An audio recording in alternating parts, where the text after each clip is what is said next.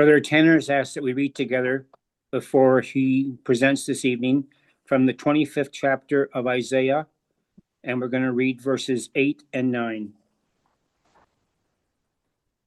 Isaiah 25, verse 8. He will swallow up death in victory, and the Lord God will wipe away tears from all faces, and the rebuke of his people shall be taken away from off all the earth, for the Lord has spoken it. And it shall be said in that day, Lo, this is our God. We have waited for him, and he will save us. This is the Lord. We have waited for him. We will be glad and rejoice in his salvation. Brother Tanner? Thank you, Brother Murray. Well, good evening, everybody. I know I'm not usually on this unless I'm teaching, and the main reason for that is with our toddlers, it's hard for Kate and I both to be in the same thing at the same time. So if I'm teaching, usually she's watching them. But it's a pleasure to be back here. I appreciate you guys having me back. And somebody was asking about current events in the Iran deal, and I was adding stuff to this up till almost the last second just because of how quickly things are developing. So, yeah, obviously we're going to talk about that tonight. But before we get into the subject, I want to make an announcement. Some of you may know about this, but we started this project a number of months ago. It's about first principles, and we're doing this under the helm of the gospel proclamation because we know first principles are the basic foundational principles of the truth. And the statement of faith is a very nice tool because it summarizes what those basic first principles are. So, in order to help make these principles as easy to understand as possible, we started the Unamended Christadelphian First Principles Project. And so it's a podcast. You can find it on Spotify, all these different things you can see here. And what we're doing is it's not just me. I've got a number of brothers throughout the continent helping with this. But we're taking every single proposition, doctrine to be rejected, and commandment of Christ, and every one of those is going to have its own special episode. And we're going to talk about what it is, what it means, obviously, how it's taught in Scripture, and very importantly for the first principles, why every first principle is actually a first principle. If we take one of those out, why does it have a domino effect on all those other things? So, Brother Dan Stanton just gave one for Proposition 5. I uploaded that last week, I think it was. So, this is going to take years to finish, but most of these episodes we're trying to keep as short and concise as possible, but still cover the subject well. And so far, I think there's 7 or 8 episodes up. Most of them are between 20 and 30 minutes. So, check it out if you can. This is good for individual study or ecclesial studies. And also, if you prefer to read, if you look at the description of each episode, there's a PDF link in that, so you can download these. And the goal is when we're done with all this, whenever that takes place, we can combine all those together and basically just have like a companion to the statement of faith. So, anyways, I wanted to announce that. Very excited about it. I'm very pleased with how it's gone so far. And any of those brothers who have been helping with this are on here. I want to thank you for your participation. But to our class, the the verses that Brother Murray read, I think more specifically, I think those are relating to, I think the saints as a whole, but they definitely have a relation to Israel. And this class, obviously, is the divine purpose of anti-Semitism and Israel's isolation. And I think it was the last class I gave on here. It was called Israel's Final Redemption. And that class focused specifically on the need for Israel's isolation in God's plan. And so rather than basically giving that same class again, this QR code, if you scan that, it'll take you to it. I recommend you look at that because what this class is going to be is basically just a taking those things and putting a more current event spin on them, and specifically the role of the United States in all of these things. But the basic crux of this is that Israel's redemption as a nation is intimately tied to them being isolated on the world stage. Um, and that's what this one I'm showing here, it looked at. There's some passages that show this, and basically Israel's to be brought to a point of desperation where they call for their Messiah, and Christ appears to their salvation. So we're going to focus for this class here today. we're going to focus on basically America's relationship with Israel and basically since its rebirth and how that's changed over time, where we are today, and where all of that's heading. But, there's really kind of an underlying question with this that I think it's important to start with. And this is really the lens through which we see all the events taking place. How should Christadelphians view and talk about Israel? Because it's been said that, if we think we're not being impacted by the world, it most likely means we're just lagging a little bit behind. And I think most, if not all of us, know that just from experience with ourselves. And basically, what it means is we think we're uninfluenced in the world, but we're adopting its ways. We're just doing so in slow motion, where we don't feel like we're with the current, but we actually are.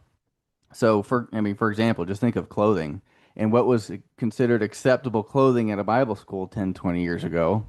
And, things that the world was wearing, okay, we couldn't wear that. But fast forward to today, and that's what's kind of common attire at some Bible schools. So it's an effect that's kind of a universal application. In the same way, we've seen modern Christendom becoming more liberal, and with that, they've been taking on these pro views of these LGBTQ plus, however many letters in that today. Um, they say that that's okay. And Christadelphians have had a long-standing position of we know what God says about that, so we oppose it. But even today, we hear rumors every now and then of Christadelphian families accepting this kind of thing. So this is it's a problem for all of us. But the reason I mention this is this relates to our subject today because the world is increasingly hating Israel. This was a poll that just recently came out, and there's tons of things like this. You just type in world against Israel, and you'll find all kinds of stuff. But this polled 36 different countries, figure out what people's thoughts were on Israel, and it's all declining. They don't support Israel like they used to, and they definitely don't support Netanyahu like they used to. Now, Christadelphians know the role that Israel plays in God's plan, and we know we are strangers here. Our citizenship lies in the age to come. But increasingly so, we also are hearing of believers criticizing Israel and taking these anti-Israel sort of views, and some even seem excited about the prospect of Israel facing trouble, kind of as if to stick it to them because they really got it coming for them or something. So I guess the question is that actually the correct disposition? How should we, as Christadelphians, view Israel and specifically how the world is responding to Israel? So, and I think the easiest way and the only sure way to look at this and answer this question is to look at examples in the scriptures. Because we're talking about with Israel today, we have something that's not really a pretty picture where they need to be isolated and face some trouble in order to see their Messiah. So what we can do is just ask, are there other things in Scripture that weren't pleasant, but in God's plan they were necessary? And if there are things like that, how did believers of the time talk about them? And as I was thinking of this, there were actually a lot of things that came to mind. I thought of the destruction of Jerusalem from Babylon, but the one I do want to focus on actually is the crucifixion of Christ and the Romans' desolation of Jerusalem. And as we look at this, kind of put yourself, we always look at this in hindsight. We know what's going to happen, so we assume what we think is the right position, but try to put yourself in people's shoes living at this time as these events transpire and think, what would we be thinking at each stage of this? Now, most of us, I'm sure probably all of us, are familiar with the prophecies of Israel being scattered by Rome. And the reason that happened is because they crucified their Messiah. They rejected him. Now, we know Christ's sacrifice was absolutely essential for the whole salvation of mankind. So, in order for that to happen, the Jews had to be blinded to their Messiah. And we know this because we are told this explicitly. Paul talks about the wisdom of God, which none of the princes of this world knew, for had they known it, they would not have crucified the Lord of glory. So think about this for a second. especially Christian, even not necessarily evangelicals, but a lot of Christians today really villainize Israel for crucifying their Messiah. So, was it good or was it bad that Israel crucified Christ? Well, we can say it's bad because it shows their spiritual depravity. That's very bad. Their lack of understanding of the scriptures that they've had in their possession all this time. Obviously, it's bad because they're killing God's messenger, they're killing his only son, and this resulted in the destruction of Jerusalem and the scattering of the nation. So it was bad. But it also is what brought about the blood of the everlasting covenant being shed. So this is ratifying the promises, which means that resurrection and everlasting life are now possible. And as a result of this, too, we see that the Gentiles were to be openly preached to. So, if we lived at the time, basically putting ourselves in the shoes of his disciples, Christ is telling us he's got to be crucified. What's our position going to be? Well, we don't want to join in with the Jews and shout, crucify him, crucify him. That's not right. But also, we don't want to take a position like Peter, because in Matthew 16, Christ is telling his disciples about him having to die. But what Peter said is, be it far from thee, Lord, this shall not be unto thee. And Peter, in his mind, is just protecting Christ. Like, oh, you shouldn't have to, no, that won't happen. But what did you remember what Christ said to Peter? He told him, he turned and he said to Peter, get thee behind me, Satan, for thou art an offense unto me.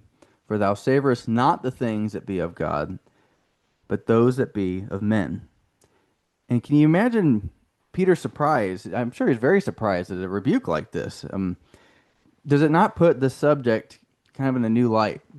Because Peter's intentions are innocent, I guess we can say, with this, but Christ responds very sharply here. And by imposing his own thoughts on what should and should not be done, Peter became an adversary to Christ, Satan.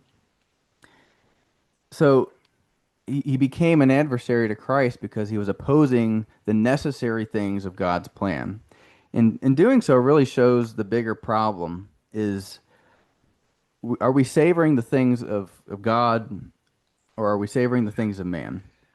Is it God's word that's shaping our perspective, or is it the things we see around us? And so the question is, do we ever think thoughts like this that Peter had, of, especially as we're looking at Israel today, of, are these things necessary? And I know we're imposing our own thoughts and opinions on these things of what should and shouldn't be done. And we're definitely, if we're doing that, we're overstepping our bounds. And this is an example of it. Yes. So this is I guess the question is, why is this a difficult thing for us? And as I think about it, it seems like our minds are trying to juggle two things, which in our minds, they seem like they're opposing things. And those are the necessity of certain events in God's plan. So thinking of the example of Christ, Christ had to be offered, because if he wasn't offered, nobody of the race of man has any hope at all. But then we're balancing this with our own feelings of what's right and what's wrong. And so again, thinking of Christ, well, Christ didn't commit any personal sin. He didn't deserve death. The Jews, they should have known him. They should have recognized him. All these different things. So, and we're trying to balance these two things. So, if we're thinking of what is the correct position to take, we can't congratulate the Jews and say, "Good job on crucifying Christ. Way to go!" Like that. That's not the right disposition. But we also can't tell them you shouldn't have done that, because again, the blood of the covenant would not have been shed. So, what are we actually supposed to do? Well, if we look at what the apostles, and especially Peter, after he's been enlightened, uh, we see a different sort of disposition in him.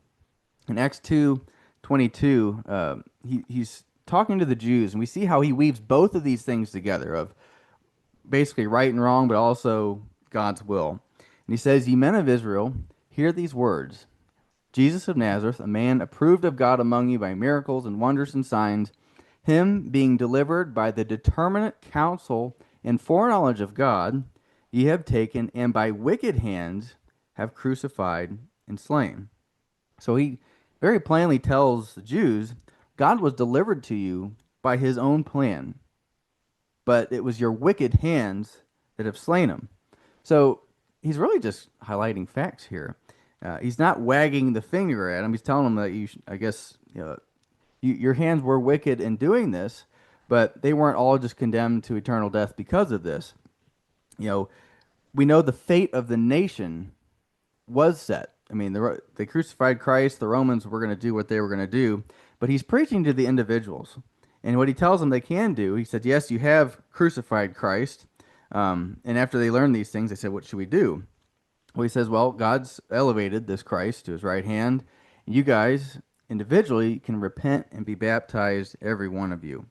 So the individual's fate is not sealed beyond their control, even though a nation's fate can be sealed beyond their control. So basically, God's plan is going to take its course, even though this does necessitate the ignorance of certain parties. And knowing these things, when we look at what Christ said on the pole, we can really see this. Christ acknowledges the necessity of his offering along with the necessity of Israel's ignorance. And he said, Father, forgive them. They know not what they do. So we see a love for God's people, but this is also mixed with a justice and compassion and a mercy for the ignorant.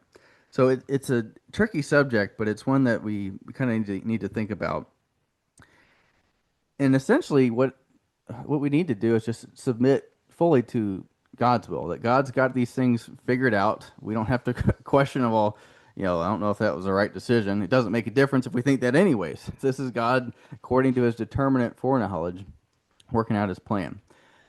So, what does this mean for us with Israel today? What should our position be on this nation?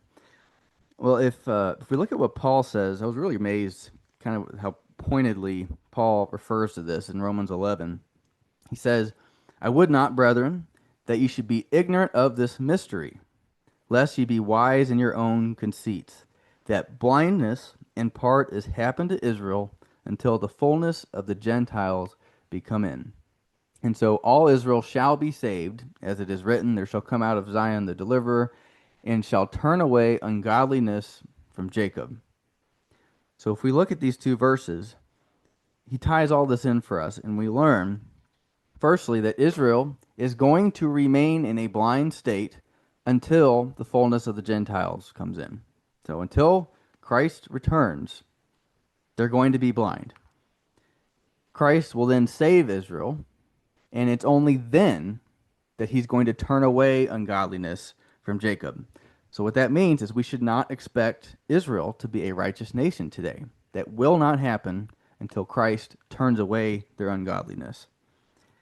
Another important part is that this is part of God's plan. He refers to it here as this mystery.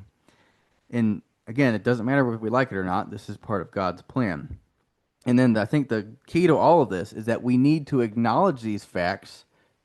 Otherwise, we'll be wise in our own conceits. So isn't that what Peter was doing with his telling Christ, "So that be it far from thee, Lord, you're not going to be crucified." He's being wise in his own conceit. So Israel's blindness is not going to cease until they see the holes in Christ's hands, and so our position shouldn't change on Israel until that happens. And seeing that these are the necessary parts of his plan, what position can we take where we're not in any sort of wrong? The only thing I can think is, we step back and we acknowledge this is God's will and his plan, that it is going to bring about these prophesied results, which is Israel's redemption. And with Israel itself, we can empathize with their sufferings, kind of like how Christ, he was mourning over Jerusalem. He knew their fate, but he mourned over them, as it talks about in the end of Luke. And you think of Lamentations as well. The whole book of Lamentations is about lamenting over Jerusalem's destruction by Babylon. So it was righteous judgment, but that doesn't mean we can't empathize with the sufferings of people. But it also means we should not curse Israel for being blind or blame them for being blind, because this is part of God's plan as well. Again, individuals can be opened up to it, but we're not expecting the whole nation to be righteous until Christ returns. So with that foundation laid, we actually want to talk about this relationship between the United States and Israel. And I want to look at these some of the mechanics really of what's going on that average news watchers probably don't see, but it'll explain a lot of the things that are happening. And keep in mind, as we're looking at this, this is the angelic host at work. Now, as we saw, and as you probably see in any news platform, essentially every single nation is taking an increasingly antagonistic stance on Israel and Netanyahu. But rather than look at all of them, I want to look at the United States specifically because, you know, if Israel is to stand alone, and we look at Israel today, are they alone? Well, no, not yet. And basically, the only reason they're not alone is because of the United States. So Israel really has one ally, and if we're expecting them to be alone, that means something has to happen between that relationship between America and Israel. And if that happens, if that relationship is severed or at least weakened, then what we see in prophecy is taking light right in front of our eyes. And that's why this specific subject is one of the most exciting things as far as current events go for me to talk about. And uh, because there's so many things going on with it. But we got to remember our limits in this because with prophecy, God usually tells us this is what's going to happen, but it's pretty rare for him to say it's going to happen exactly like this. And that's what we're supposed to be watching for. We know what's going to happen, but it's up to us to look at the world, see what's going on, and see how those things are going to come to pass. So, that being said, there's lots of possibilities of how Israel could stand alone, but I don't think we should just stop right there and say, well, it's unknowable, because there's really only so many things that could happen. Because if you're going to help somebody, you have to have two things simultaneously. There first has to be the willingness to help, and then there also has to be the ability to help. And we have to have both of these, because if we have the desire to help, but we don't have any ability to do it, then it doesn't help the person needing it. But if we have the ability to help, but we don't want to help them, then they're still without help. So we have to have both those things together. So the United States, we can look at it this way. If Israel's going to stand alone, America must either be unwilling to help, be unable, or potentially both of these things. So when we're looking at this, again, we don't know exactly what's going to happen, but let's kind of break this down into a couple categories of where we're at today, what could lead to this. So if America's not willing to help, what could bring about that sort of disposition? Well, we could have a president elected in the United States that does not like Israel, and that would definitely create that disposition. We could also have, even if we have a pro-Israel president, if the American population does not support Israel, they can actually hinder the government from doing the things they want to do. I mean, the American government has to do things that American populace likes, otherwise, in a democracy, they don't rule. So that could very easily happen. I think it's happening today. America could receive pressure from other partners in the world that basically hinders them from doing what they want to do. Although under Trump, that doesn't seem like it's as much of a deterrent for him. And this is another very important one. And I think this current Iran deal really brings this to light. Israel's interests are too different from American interests. Or they're too different or they conflict with American interests. So America says, you're on your own. So, and there's probably some others, but just as a broad view, those are what could result in America just having the ability but saying no. But as far as losing the ability, one of the things with this Iran war, and the reason I think they did come to a deal, even though it's not a great deal, is this was a very dangerous war for Trump and America. It was almost an unwinnable war just because of a number of different things. But one of the projections was if this continues, it's either going to lead to World War III or the United States kind of being ousted from the Middle East. And if they're out of the Middle East, then they don't have the ability to help Israel like they have before. If It's also possible that America gets so involved in other wars that they're just strapped for resources and everything that they can't help Israel. If a third world war happened and they're locked in war with Russia, there's a lot of ways that this could hit. Trump just says, "Hey, Israel, we're busy. You guys take care of yourself." Another interesting one. America is a democracy, and one of the strengths of the democracy is, you have different thoughts in there, but it's also its greatest weakness. So if America were divided in and of itself, this would also uh, could potentially result in them not being able to come to Israel's aid. And then this is the least likely one in my mind. Is just they're they're unable to provide the financial aid that Israel's been receiving from them since they've been a nation. So these are all different things that could bring about this break, and it's likely that there's different components of both of these categories that are going to contribute to this. And the reason I say that is it's happening right now. It's been happening for some time. And if I had to put emphasis on one of these, though, like if I had to pick only one, it seems like the willingness is going to be the bigger factor, and that could change, obviously. But you know, we have nations who want Israel destroyed, and many of them are tired of the United States. So the problem with them is if they want Israel gone, they really can't do anything about it as long as the United States is there. But they also know, and America's enemies know this, that the United States is the most powerful nation on the planet. Like, it's not even a question. They all know it.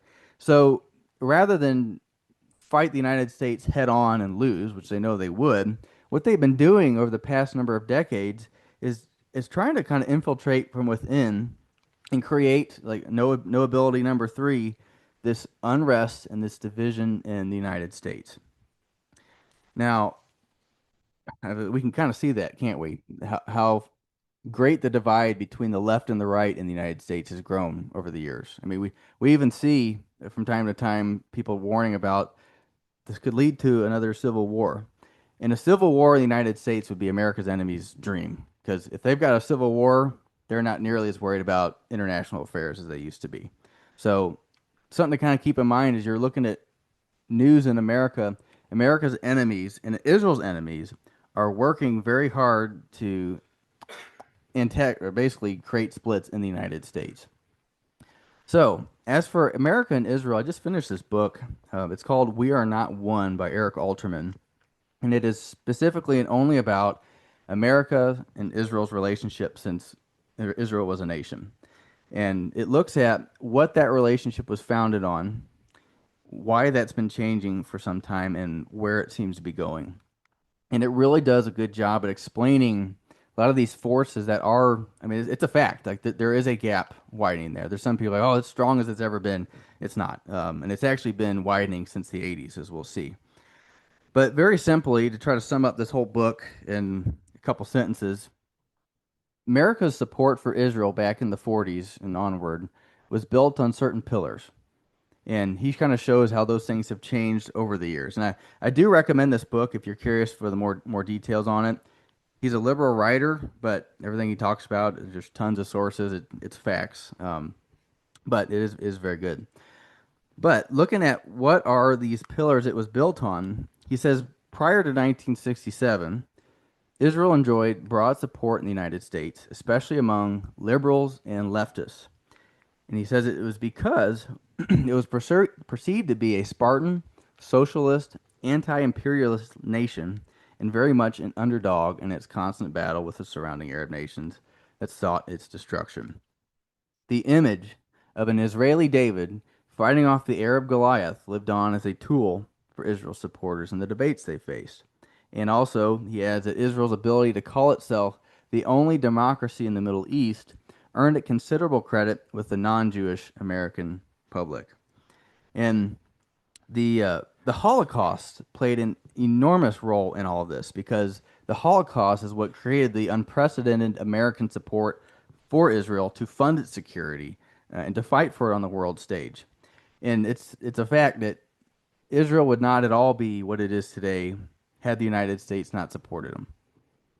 And I mean, really, if you just look at these numbers here on the right, Israel receives more foreign aid than any other country in the United States or in the world. Just in 2024, it was $6.8 billion. And that's not even the highest number. I mean, that's a crazy amount of money. But I've seen it up to 18 billion in other years. And again, that's just the most recent one. But the United States basically pays for Israel's security, uh, or even their self-defense. You might remember back when Israel was being attacked by Iran, they used up a bunch of their missiles in the Iron Dome. And they're like, hey, we need to supply this. And Joe Biden was trying to use that as leverage to get Israel to do certain things. He said, well, if you want to restock your Iron Dome, you got to do these things for me, and didn't work out. But it shows the leverage the United States has enjoyed over Israel. Also, AIPAC is this. It's a pro-Israeli lobby in the United States. It's the most powerful lobby that's ever existed. Like, and that's why you hear people talk about Israel runs the United States. It's because of AIPAC and things like that. They fund election campaigns for basically candidates who have pro-Israel views. And if they fund their campaign, some of them have even said, "Hey, we will fund your campaign to give you plenty of money, but on matters relating to Israel, you need to let us write the script." And they do it. So this lobby really has a significant amount of control on American politics, just because this gets to the legislative level. If they're telling certain senators, you better vote for this, that's affecting American politics. And that's another thing that's starting to try to change Americans' views on Israel. They don't like that. But AIPAC is also starting to lose some support. Now, this change really happened in the 80s. And I was kind of surprised that it happened this long ago. But as I read this and see all the different things in history, it makes a lot of sense. And Alterman says that the debate about Israel's character began to shift in the 80s, and it was specifically the 1982 Lebanon War. And this was as Israel came to be perceived as more and more a conservative cause, liberals and leftists evinced growing sympathy for the plight of the displaced Palestinians, who now, stateless and oppressed, had come to occupy the underdog role that history had previously assigned to the Jews. It's very important.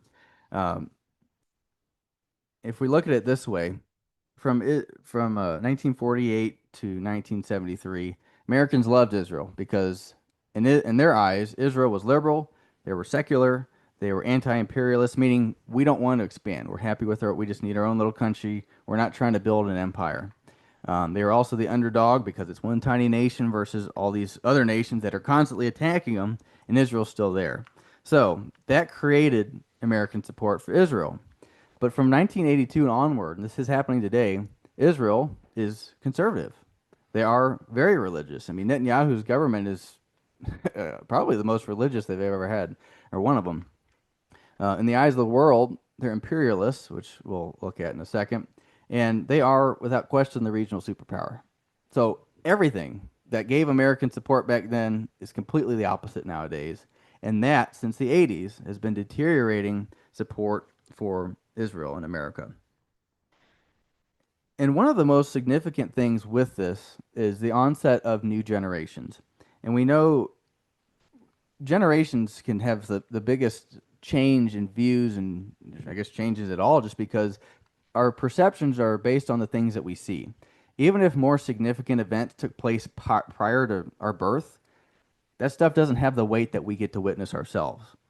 So, thinking of this from what Americans have witnessed over time, American generations from Israel's rebirth up to the Yom Kippur War, they were seeing, well, first off, they lived through the Holocaust in the sense of they saw the pictures, they heard about what was happening, all that.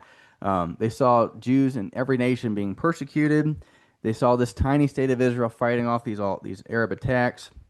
And in the American perception, Israel was this David. They were the underdog. And in their perception, the Arabs were this oppressing Goliath. But think of it from 1982 onwards. Americans who are growing up, they are not seeing Israel being attacked by all these different nations. They're seeing Israel preemptively striking these nations. So, especially to the uninformed, Israel looks like they're the aggressor. They're attacking everybody else.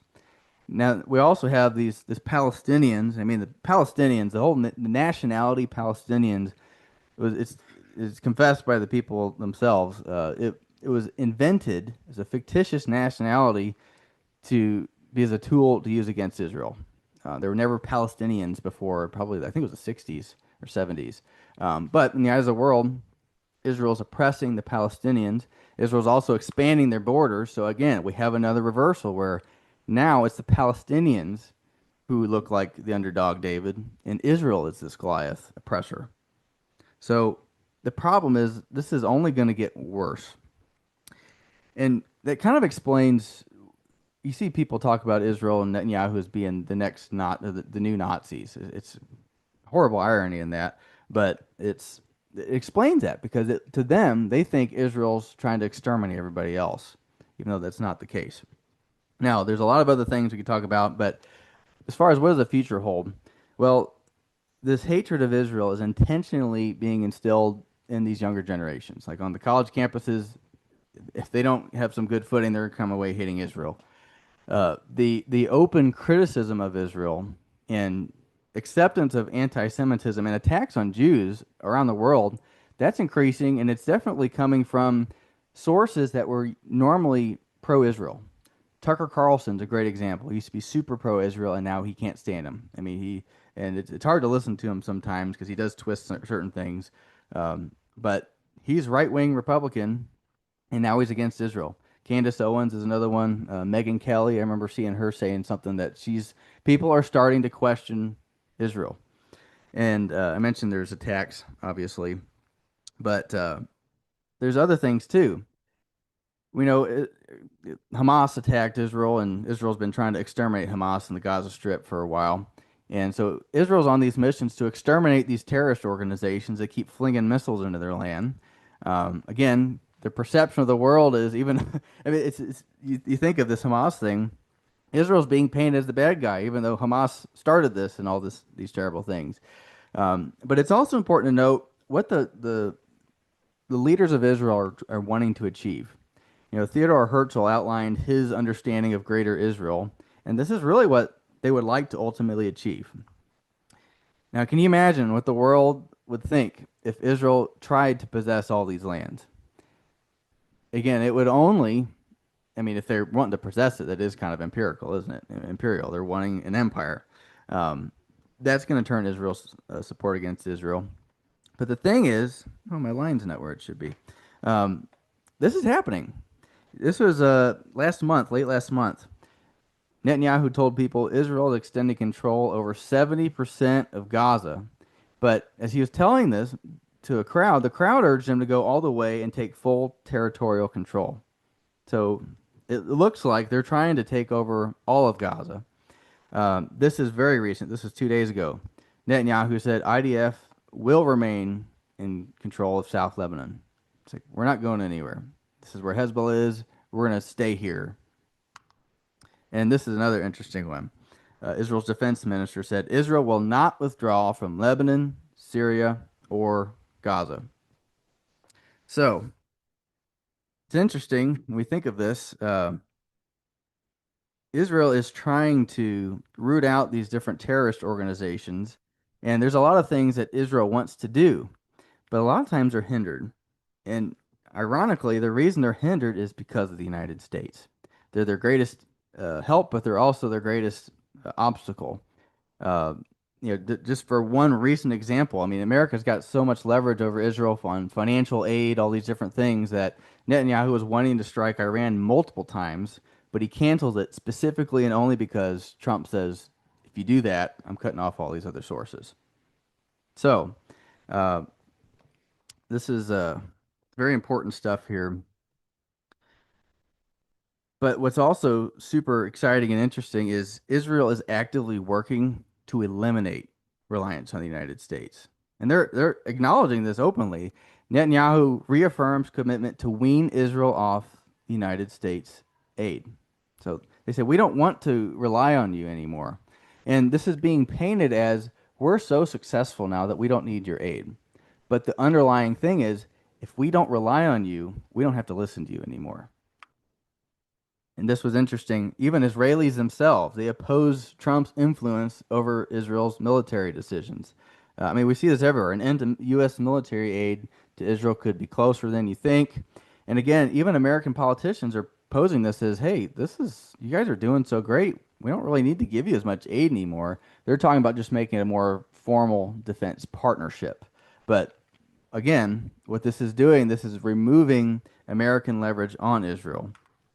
And as this article very wisely points out, ending military aid to Israel would be good for Israel and bad for America. And it's bad for America because a lot of Israel's objectives are not American objectives. And we're seeing that with this Iran deal. But even with this support, we're seeing tons of friction right now. And J.D. Vance seems to be a driving force in this administration with this. But, he says that the United States with this Iran deal, we're focused on what we want, not Israel, not what Israel wants. You've probably seen some of these things. Trump has really, I mean, he's had some very heated calls with Netanyahu lately. He is in some very strong language. And like I said, Vance, it seems like with this Iran deal, Israel was part of the negotiations for a long time, but it wasn't bringing any results.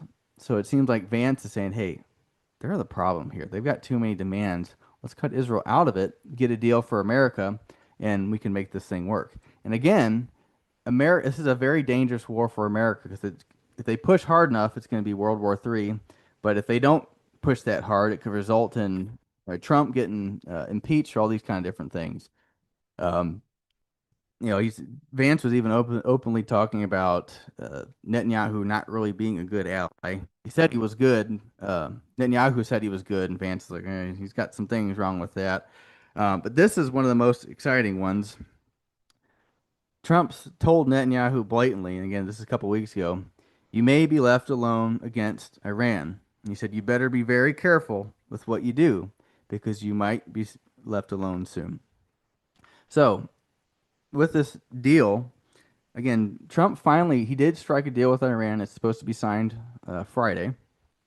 And this was only achieved after they left Israel out of talks. And again, this is a necessity for Trump. This is the only way he can get out of this without incurring damage on him or the United States in the long run. So I was talking with somebody, like, I think he's going to come up with something that he could tout as a victory that we can just get out of it. Trump and his vice president know that we're getting American interest here. We don't really care about Israel's at this point. And so Trump and Iran came to terms that they have not let Israel see. I think it was probably 3 hours ago that Washington actually released the documents of what they agreed to with Iran. Israel has asked, hey, let us see this, and they would not let them see it. So Israel gets to see it with the rest of the world when they announced it. But Israel has already said we are not bound by this. So, Iran is part of what this deal includes. Iran has demanded that Israel withdraws from Lebanon. That's part of this deal. Like I said, the United States hasn't let Israel see this. Trump's not happy with it. Israel and Lebanon because, again, they're really sinking their tents into Lebanon. They say, hey, we're going to keep up with this. But so with this Iran deal, this is why this is so important. And this could go a bunch of different ways, but as of right now, America has promised Iran Israel is going to withdraw from Lebanon within 2 months. And Trump's given $300 billion to Iran. They also said you can't have nukes, but we're not saying you can't have ballistic missiles. And you know why? Ballistic missiles are what Israel's afraid of. America's not afraid of that. They're too far. While the United States has agreed to that, Israel has said we are going to remain in control of Lebanon. We will not withdraw. We're going to stay here. So Trump's made this deal assuming, and there's actually, I didn't put it in here, this is kind of last second. Trump said Bibi's going to do what I want him to do. He'll have to. And it seems like that's not really the case. Bibi's Netanyahu, by the way. So as Sister Teddy put it so wisely, Israel is going to be the fly in the ointment of this deal. And I should say, if or more probably when this deal fails because of Israel, it seems like Trump's going to tell Israel, you are on your own. Because he's already told them that. So this is just one way all these things could transpire as we're expecting from prophecy. Now, there's so many other factors to this. I mean, another thing we could mention just real quickly is the de-Christianization of America. I mean, Netanyahu's even said, I don't really care if I have the support of American Jews because American evangelicals outnumber them a ton. So as long as I have Christian support in America, I don't need American Jewish support. And now, there's not as many Christians as there used to be. Gen Z, less than 1% said that they held a biblical worldview. Very important. And as we're seeing now, the rise in the number and the rise in the popularity of these anti-Israel politicians is crazy. I mean, some of them are openly calling for, "Hey, give me a rifle, I'll kill some Jews," and they're getting all kinds of votes. It's crazy. It's really pre-World War II stuff that we see, pre-Holocaust stuff that we're seeing going on now. So there's a lot more going on that we could talk about, and maybe we'll talk about it in the questions section. But where does this leave us? Because all signs are showing that this relationship is increasingly, uh, it's worsening. And Israel is increasingly isolated on the world stage. And particularly if they can wean themselves off military aid from the United States, they're going to do what they want to do. And even the United States isn't going to support them for that. But this is exactly what we expect from prophecy. And this is going to result in their redemption. But as far as what should we do now, as a writer, actually, I was kind of surprised to see this. They said, "Do not become Edom. Why Christians must not turn against Israel in the hour of Jacob's womb." And he talks about this because he's citing Obadiah. Listen to this. This is Edom being condemned for rejoicing over Israel's trouble. And it seems like over Babylon, but from other things. He says, "For thy violence against thy brother Jacob's shame shall cover thee, and thou shalt be cut off forever. And the day that thou stoodest on the other side, and the day that the strangers carried away captive his forces, and foreigners entered into his gates, and cast lots upon Jerusalem, even thou wast one of them. But you should not have looked on the day of thy brother, and the day that he became a stranger. Neither shouldest thou have rejoiced over the children of Judah in the day of their destruction. Neither shouldest thou have spoken proudly in the day of distress." So they were condemned for rejoicing over Israel's punishment for Israel's sins. So it's a stark warning to us. But if we are condemning Israel for all these different things and rallying against them, and this equates to kind of what Peter was saying with Christ. It's opposing God's plan, and it's savoring our own thoughts and the things of man and not the things of God. And with our own views, we know this in concept. It's just hard to implement and practice sometimes. That our perspective should be strictly in line with God's plan. And when we look at world events, it shouldn't be how does this, like the rest of the world, they see something happen, they just react to it. We need to be asking ourselves, not what do I think of this? It's how does this play into God's plan, and how does it further His plan? Because that's really the only thing that matters here. And on this note, I mean, again, we're to be strangers and sojourners here. Do we pray for our Father's will to be done and then oppose through our own thoughts or actions what the angelic hosts are doing to further His purpose? Or do we profess to be strangers in this land, that we're looking for this age to come, but our thoughts and actions and ambitions are so caught up in this world that it kind of contradicts that? So, again, there's other things we could say on this, but we should not rejoice over these things. But we rejoice them, and then it's a sign of the times of Christ's soon return, because the worse things get, the closer we are to Christ's return, basically. But God loves Israel, even in their blindness.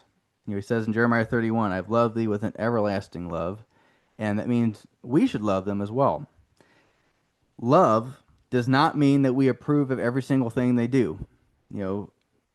God obviously does not approve of everything they do. I mean, Tel Aviv's the LGBTQ pride capital of the world, but He loves them because of the role in His plan, and He knows they are going to be redeemed, and we should love them for those same reasons. So, really, this whole talk kind of be summarized in a short verse of how should we view Israel? What should we be doing? It's pray for the peace of Jerusalem. They shall prosper that love thee. So, thank you.